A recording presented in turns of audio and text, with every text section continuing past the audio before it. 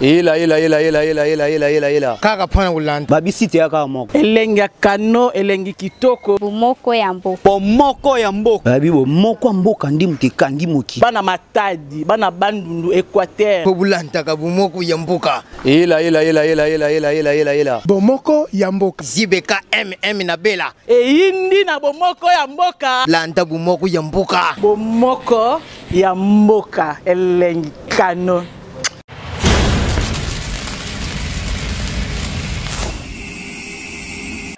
Wow. Voilà, j'ai vu, il y a les sœurs qui applaudissent malgré elles. Donc vous êtes d'accord que vous escroquez souvent les frères? Mais tu l'observes, observe aussi son argent. Pourquoi tu l'observes mais pas son argent?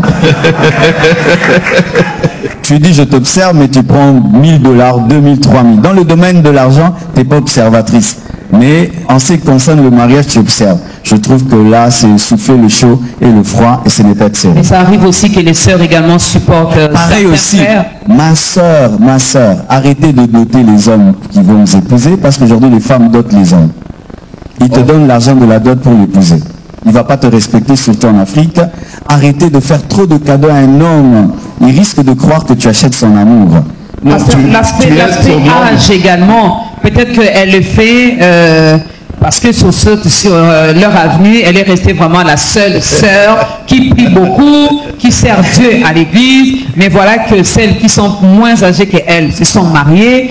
Alors, c'est les seuls fiancés qu'elle a trouvés. Le mieux à faire, c'est de les garder, de les soigner, de les... C'est de l'acheter. Non, tout amour acheté. De l'aider à terminer les études et puis finir... Tout amour acheté sera racheté.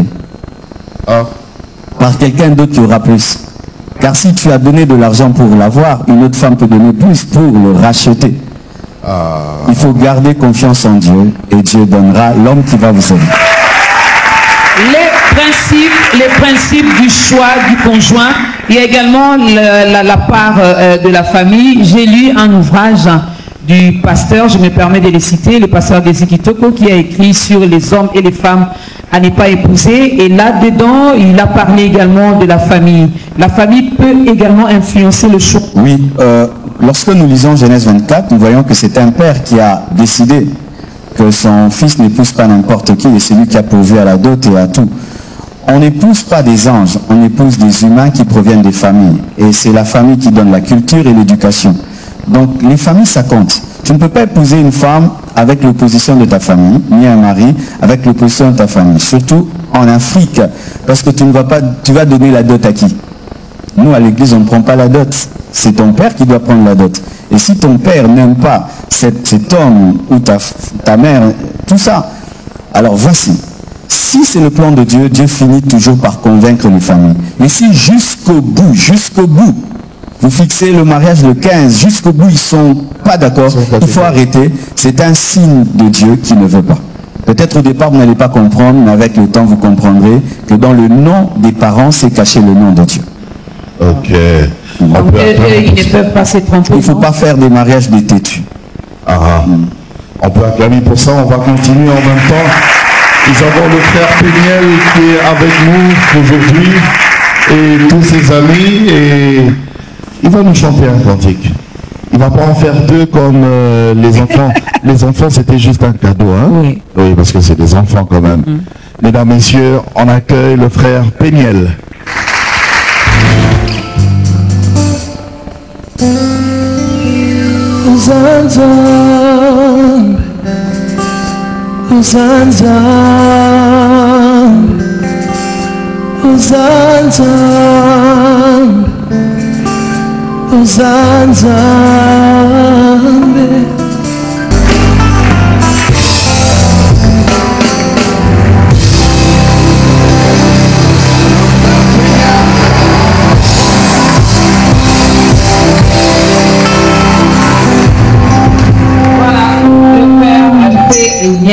Osa Nzambe, nous le confirmons encore aujourd'hui dans ce programme qu'il est Dieu.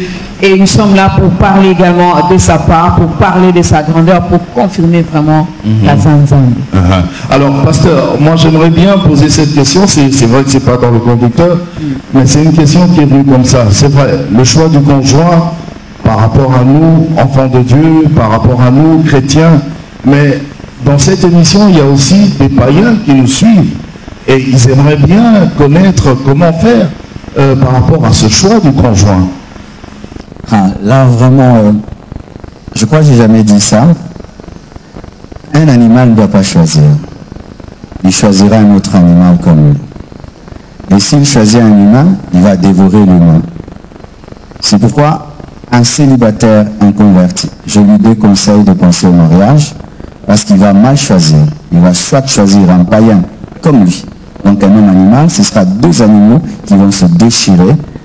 Et certains païens, je vois, ils apprécient les sœurs en Christ ou les frères en Christ disant « je vais me marier là-bas ». Tu vas détruire la vie de ce frère en Christ, de cette sœur en Christ, parce que ce sera le mariage d'un serpent et d'un humain.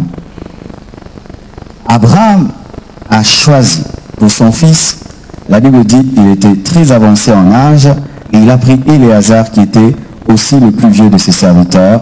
Cela symbolise la maturité spirituelle. Il ne faut jamais s'engager dans le mariage sans maturité. Je donne un exemple. Un enfant, vous mettez devant lui un billet de 1 $, mettons 10 billets de 1 $, face à un billet de 100 $, il va choisir quoi? 10 billets de 1 $. Les choix qui sont faits sans Dieu sont des choix des enfants ou des choix des animaux.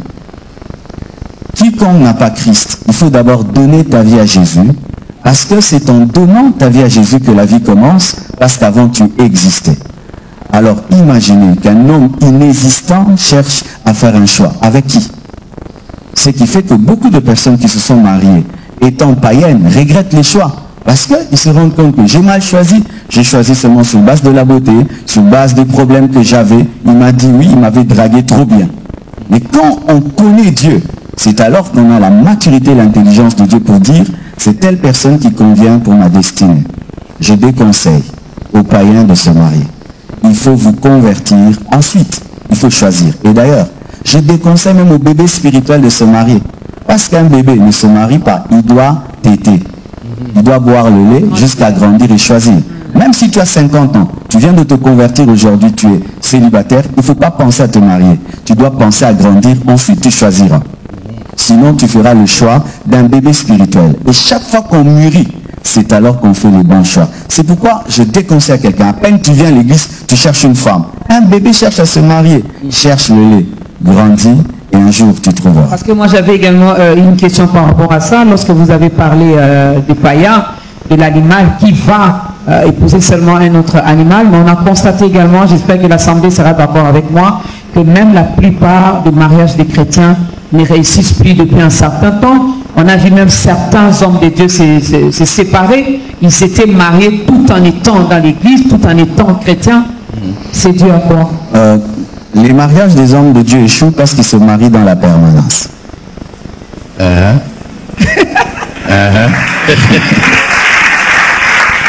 Ça veut dire quoi?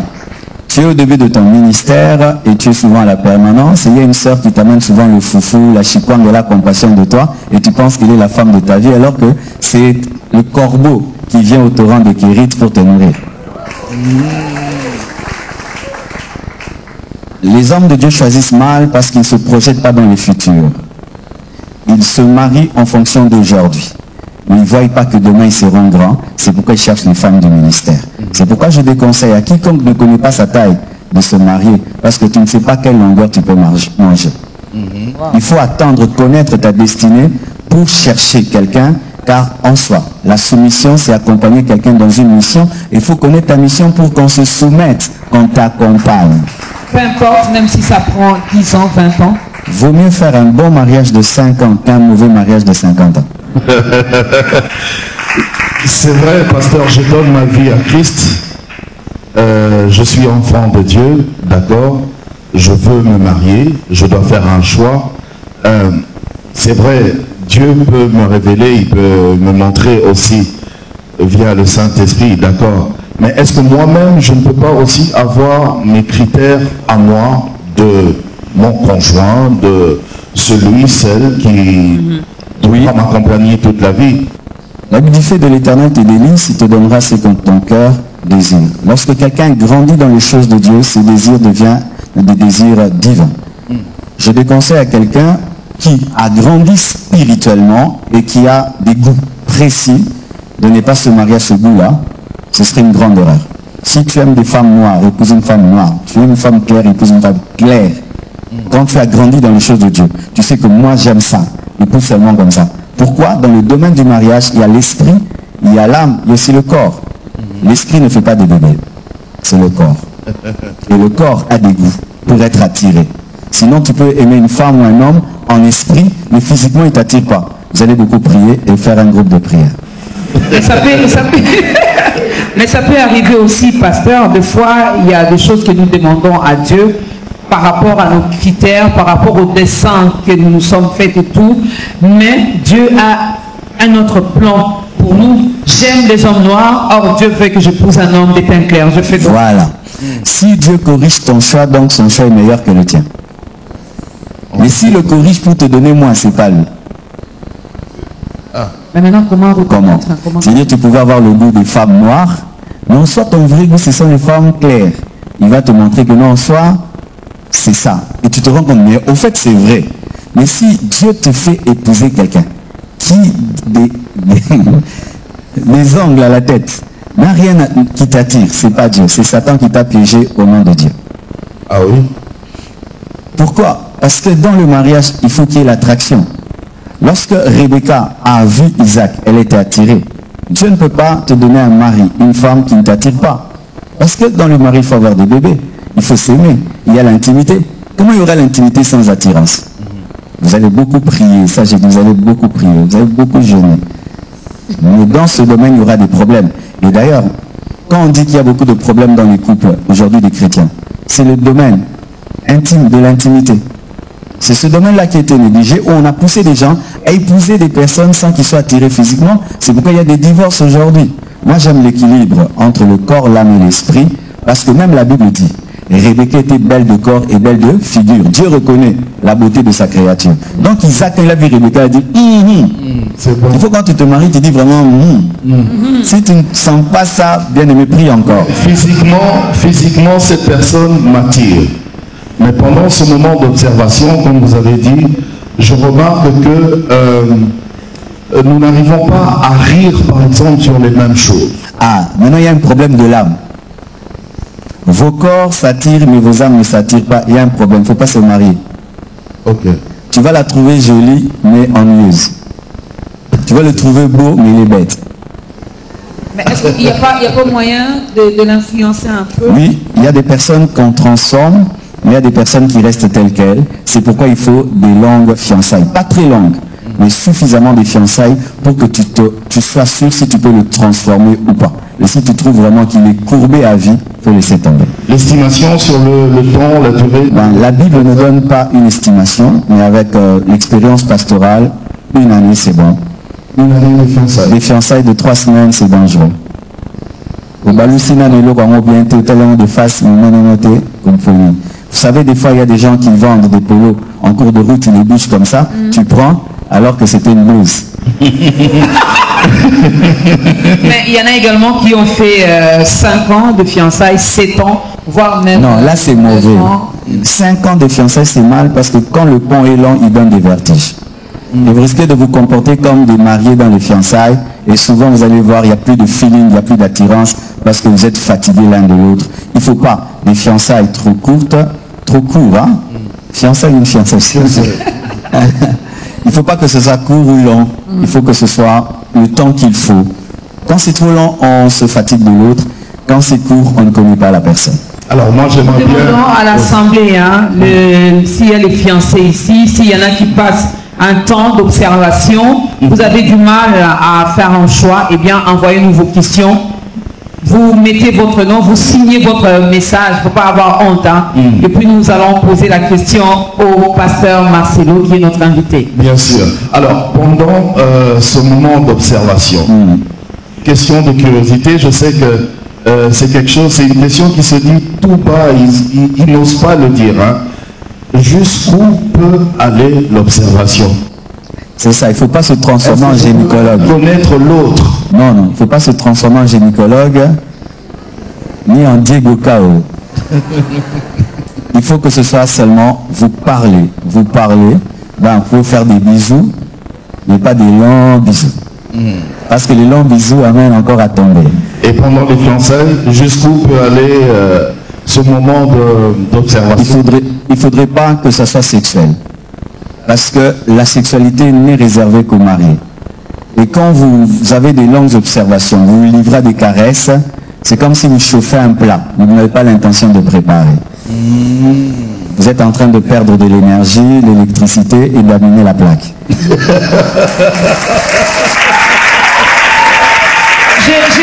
question de curiosité. Ce n'est pas pour encourager la jeunesse qui se trouve ici, dans l'Assemblée, à aller essayer de faire des choses. Mais comme l'a dit tonton, hein, des fois, nous sommes chrétiens, il y en a qui sont tellement hypocrites. Vous allez prêcher, ils vont dire Amen. Mais lorsque nous sortons de l'église, nous faisons autre chose. Voici maintenant, maman, Dorcas, ce que je veux dire. Lorsque vous avez des relations intimes dans les fiançailles, voici ce qui arrive. Il peut se faire que c'est l'homme de ta vie ou la femme de ta vie, mais quand vous êtes tombés ensemble, il y a un dégoût. Deux, le diable qui rôde pour voler des bénédictions peut te voler l'homme de ta vie, la femme de ta vie pendant la sexualité. Du coup, vous vous séparez et vous ne vous mariez pas, alors que votre destinée, c'était de vous marier. Mais comme vous avez péché, le diable est entré. Encore, comme c'est un temps d'observation, lorsqu'il y a intimité, vous perturbez l'observation parce que tu risques de l'épouser, rien que pour le plaisir et oublier son mauvais caractère.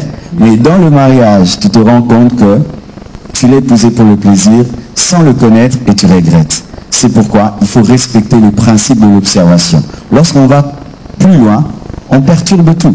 Et aussi quand on vient à l'église, les gens portent des robes blanches et tout le reste, supposant qu'il n'y a eu rien eu. Et on vous bénit comme s'il n'y a rien eu alors qu'il y a tout eu. Ouais, ça fait un mensonge. C'est un mensonge. D'autres même se marient étant grosses. C'est un mensonge et qui n'attire pas la bénédiction. Vous avez dit pendant les fiançailles, on ne doit pas trop se donner. C'est-à-dire, pour la fille, par exemple, ne pas nettoyer les habits de l'autre, ne pas préparer, aider maman à la cuisine, par exemple. Mais quand on va se marier, si je remarque que... elle ne s'est pas préparée. Elle ne s'est pas préparée, elle ne sait pas faire la lessive, elle ne sait pas...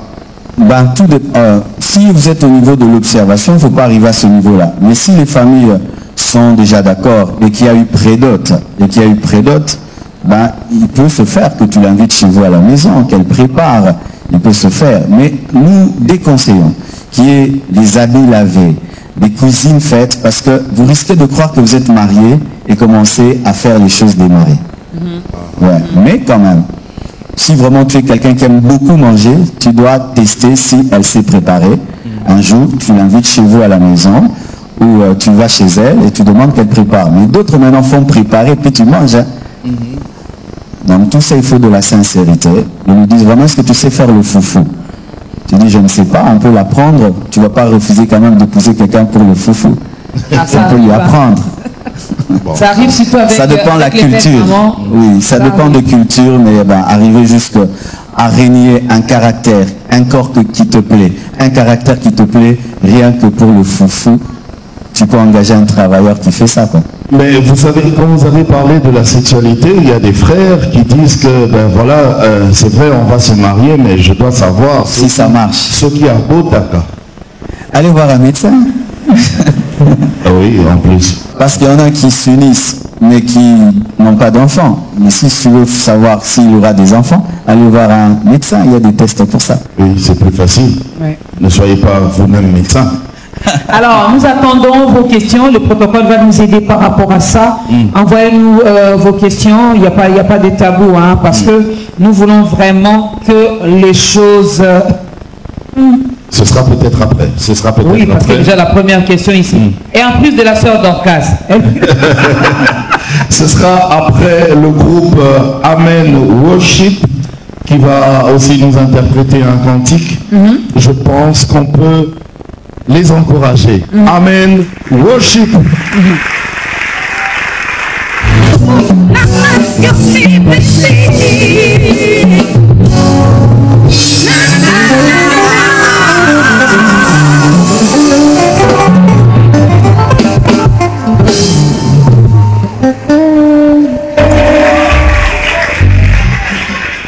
Amen. Worship, est-ce qu'on peut encore les encourager?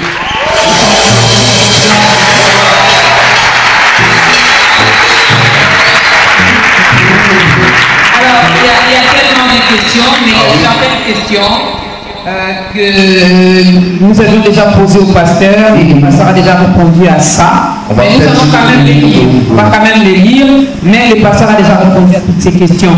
Il y a la question de la sœur Dorcas. Est-ce qu'un païen divorcé a le droit de se remarier après avoir reçu le Seigneur Jésus-Christ dans sa vie, pasteur Marcelo? Ben, si quelqu'un est en Christ, c'est une nouvelle créature. Toutes les choses anciennes sont passées. Toutes choses sont devenues nouvelles. Ainsi, lorsqu'il vient à Christ, il recommence tout à zéro. C'est cela. Alors, est-ce que, bon, lui n'a pas signé son message, sa question, est-ce qu'un chrétien peut-il s'engager avec un païen? Le pasteur Marcelo avait déjà répondu à cette question. Non, Voilà. c'est non. Non 3 fois. Non, non, non. Donc, nous n'osez même pas. Sur base de quoi faudrait-il faire un choix de conjoint? Premièrement, sur base de la spiritualité. Deuxièmement, sur base du caractère, c'est de la compatibilité de vos tempéraments. Et aussi sur base du corps, parce qu'il n'y a pas de mariage sans le corps. Et surtout, il faut prier Dieu et avoir la paix de Dieu, la conviction qu'il est d'accord. S'il vous plaît, pasteur, comment peut-on savoir l'homme de sa vie? C'est de la part d'Élisée Sélémété. Ben, pour connaître l'homme de sa vie ou la femme de sa vie, il faut prier le Dieu qui a créé l'homme de ta vie et qui t'a créé, parce que c'est lui qui connaît ce qu'il te faut. Mais il faut aussi se connaître soi-même. Vous voyez, quand je chausse du 40, je sais qu'il me faut une paire de chaussures 40. Beaucoup de gens n'arrivent pas à trouver l'homme de leur vie, la femme de leur vie, parce qu'ils ne se connaissent pas. Oui, parce qu'on est dans le tâtonnement. Hein. Oui, vous voyez quelqu'un qui va dans une boutique et ne sait pas s'il chausse du 40. Il va perdre beaucoup de temps, et s'il ne connaît pas s'il veut une chaussure noire ou marron, il va encore perdre du temps. Des fois, nous ne nous marions pas bien parce qu'on s'ignore soi-même. Il faut avoir des précisions, il faut se connaître. Le frère Stéphane Kisati demande, l'observation peut prendre combien de temps? Ben, comme j'ai dit, la Bible ne nous donne pas un temps, mais il ne faut pas que ce soit trop long ou trop court. Pas trop long, pas trop court non plus. Pasteur, ma question est la suivante. Si un homme observe une femme pendant un long moment et qu'ils arrivent à se marier, enfin, il n'est pas satisfait sur les lits conjugales, comment se prendre? Il reste là. Il reste là, il prie que Dieu guérisse l'autre. Ils vont chercher les conseillers conjugaux, leurs parents, les hommes de Dieu, mais il reste là. Ça peut durer des années. Parce il reste là. Vous restez là. Il reste là jusqu'à ce que Jésus revienne, jusqu'à la mort. Ça rend nerveux, hein? Mais c'est sa faute, il fallait qu'il prenne le temps de prier. Aïe. Vraiment, il faut rester là et ne pas tromper cette personne. Parce que d'autres disent, je ne suis pas satisfait, c'est pourquoi je suis sorti. Celui qui vole parce qu'il a faim, c'est un voleur. Oui, oui. Et voler, c'est pas bien. Et celui qui commet l'adultère parce qu'il n'est pas satisfait, c'est un adultère. Oui, oui. C'est ça. Pasteur, vous avez énuméré tout à l'heure que le choix du conjoint se base sur ces 3 aspects, corps, âme et esprit. Un penseur chrétien a dit, je cite, l'aspect physique attire et l'aspect intérieur retient. Qu'en pensez-vous? C'est le frère Glody Lomba. C'est vrai, parce que avant qu'une personne parle, que tu connais son caractère, c'est le physique qui t'attire. Mais après, quand tu parles avec la personne, tu l'observes, c'est l'intérieur qui te retient. C'est vrai. Le frère Josaphat Wembo demande, lui a posé 2 questions. À quel âge l'homme ou la femme peut s'engager dans le mariage? Ben, il faut être majeur. Il faut être majeur physiquement, socialement et spirituellement. Si la loi ne te permet pas encore de te marier et que tu n'es pas déclaré majeur, tu ne peux pas te marier parce qu'il y a aussi le mariage civil. Et si spirituellement tu es encore immature, il ne faut pas te marier. Et si socialement aussi tu n'es pas mature, c'est-à-dire quelqu'un, il n'a pas de boulot, il ne travaille pas, il habite chez papa et maman, il n'a même pas 10 $ à la fin du mois, ne vous mariez pas, ne vous mariez pas. Vous il a déjà l'âge de se marier, non? Tu peux avoir l'âge physique, mais pas avoir l'âge de la poche. La poche aussi doit avoir l'âge. Donc, la capacité je crois de que payer une c'était même maison, sa deuxième de question. prendre soin d'une femme, de prendre soin des enfants. Il faut que la poche aussi soit âgée. Ok, là. Si la famille de l'un ou l'autre est pauvre, mais nous nous aimons, pourrions-nous s'engager dans le mariage et espérer en Dieu? Oui, les pauvres aussi se marient, mais il faut avoir le minimum. Il faut avoir le minimum. Mais dans le domaine du social, lorsqu'il y a le mariage entre un très riche et un très pauvre, c'est facile lorsque c'est l'homme qui est très riche et la femme est très pauvre. Mais dans le sens inverse, il y a beaucoup de couacs, à moins de trouver une famille riche qui est brisée et qui n'est pas orgueilleuse socialement. Pendant les temps d'observation, vous réalisez que l'homme a l'intention de se marier dans 5 ans et que vous avez l'intention de vous marier dans 3 ans. Est-ce un signe que ce n'est pas l'homme de votre vie, la sœur Naomi? Pourquoi il veut 5 ans? Lorsqu'on aime quelqu'un, on est pressé de l'épouser, à moins que les conditions ne soient pas encore réunies. Mais comme je ne sais pas bien creuser la question, j'ai du mal à répondre. Mais il faudrait que vous soyez harmoniser votre temps. Il ne faut pas que l'un veuille 5 ans, l'autre 3 ans. Il faudrait que ce soit harmonisé parce que vous devez vous mettre d'accord pour marcher ensemble. Bonsoir, maman Dorcas. Est-ce que c'est à maman Dorcas qu'on pose la question? C'est au pasteur Marcelo. Bonsoir, maman Dorcas. Je me suis engagée avec un frère qui prie aussi. Malgré sa craintivité, il y a des choses qu'il me demande de faire qui sont en dehors de la volonté de Dieu. Alors, je peux continuer ou bien abandonner, mais le cœur est vraiment convaincu qu'il aime, qu'elle aime. Aidez-moi s'il vous plaît, la sœur Laetitia. C'est un frère de la compassion. Il est où? Frère, vous vous cachez où? Pourquoi vous demandez des choses à la sœur? Si vous aimez le pondu, mais qu'il est avarié, est-ce que vous allez le manger pour autant? Non. Quand quelqu'un est un faux chrétien, ce n'est pas un chrétien. Il n'y a pas de faux chrétiens, il n'y a que des vrais chrétiens. Ce n'est pas un chrétien, il ne faut pas l'épouser. Il est de la compassion. Bon, déjà la sœur Laetitia elle-même ne veut pas se montrer, donc arrête de poser la question. Si tu es fiancé à un chrétien, mais qui dans les fiançailles te pousse au péché, te réclame le péché, c'est un faux chrétien. Il faut rompre pour raison de sanctification. C'est un faux chrétien, c'est une nourriture avariée qu'il ne faut pas manger. Il va te donner Sœur Laetitia, ne mangez pas et nous espérons vraiment, nous croyons vraiment que vous n'avez pas encore mangé. Hein. Donc, parce que quelqu'un qui se révèle déjà comme un pécheur dans les fiançailles le sera dans le mariage. Il montre déjà ses couleurs. Je suis dans une relation amoureuse. L'homme avec qui je suis est un chrétien, mais nous nous sommes aimés tout en étant païens. Après, nous nous sommes convertis en marchant dans la crainte de Dieu. Nous nous attirons, nous nous aimons, pasteur. Mais nous ne savons pas si nous sommes dans la volonté de Dieu ou pas. Devons-nous continuer ou arrêter? La sœur Louise. Dieu ne fait pas de modification des anciens plans. Il détruit totalement pour reconstruire ce qui est à lui. Lorsque deux personnes se sont aimées étant païennes et qu'elles viennent à Dieu tout en étant fiancées, il faut qu'elles renoncent à ses premiers choix qui étaient les choix des païens et qu'ils puissent présenter ce choix à Dieu. Si Dieu ressuscite le choix, ils se marient, mais si Dieu le tue pour donner un autre choix, ils se séparent. Ça fait mal, hein, pasteur. Mais c'est ça la Bible, parce que déjà eux-mêmes ne savent pas. Ouais, ils ne savent pas. Parce que donc quand ils étaient païens, ils n'avaient pas écouté l'Esprit de Dieu. Il peut se faire que c'était une personne appelée être ton amie sans être ton mari. Oui, ça peut arriver. Ça peut arriver. Merci pour vos questions. Vous pouvez continuer et nous allons souffler un petit peu. Cette fois-ci avec El Georges. Au moins avec lui je peux rapper, donc rapper c'est différent de voilà ce que tu m'interdis de faire. Je vois que tu aimes bien les problèmes, il n'y a pas de souci. Mais pour l'instant, on accueille, mesdames et messieurs, le frère El Georges.